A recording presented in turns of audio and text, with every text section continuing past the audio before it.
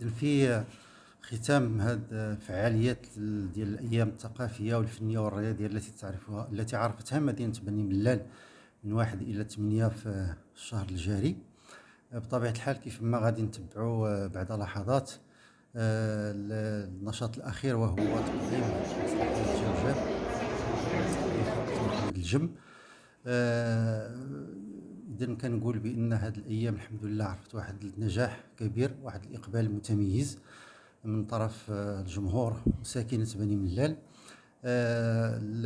ابتداء من المعرض ديال الصناعة التقليدية اللي كان هو البداية ديال افتتاح هذه الأيام في 1 نوفمبر، وبطبيعة الحال تلتها مجموعة من الأنشطة الثقافية والرياضية.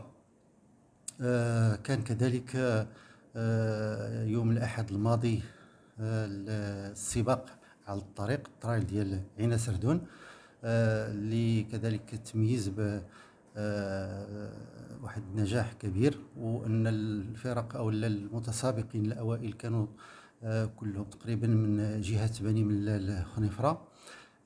كذلك الأنشطة الثقافية، سواء المسرحيات التي تم عرضها بهذه المناسبة أو الليلة الشعرية الزجلية أو المعرض ديال الفنون التشكيلية كذلك، وكذلك السهرات الكبرى التي عرفتها ساحة بوعلال والتي لاقت واحد الإقبال كبير ومتميز.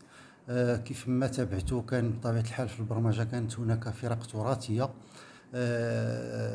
ديال الجهة. احنا يعني ركزنا بالأساس على الفنانين والفرق الموسيقية التراثية ديال الجهة. بطبيعة الحال الأهداف أو الهدف الأساسي من هذه الأيام التي نظمت تحت إشراف الولاية وبمشاركة يعني واحد المجموعة ديال الشركاء وبدعم من وزارة الشباب والثقافة والرياضة ولا الشباب والتواصل، كان هو تسويق يمكن نقولوا الصورة ديال بني ملال بعد الجائحة التي عرفت بدي ضربت العالم كله، منها بطبيعة الحال الجهة. وكان واحد يمكن نقولوا واحد الانحصار ديال الأنشطة الثقافية والفنية والرياضية.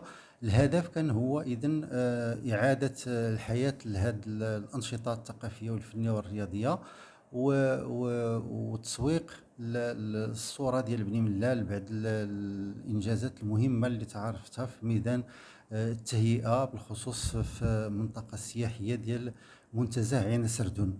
الهدف كذلك هو أنه نعطيو فرصة للفنانين ديال الجهة وديال المدينة بالأساس للظهور من جديد ولتقديم إبداعاتهم.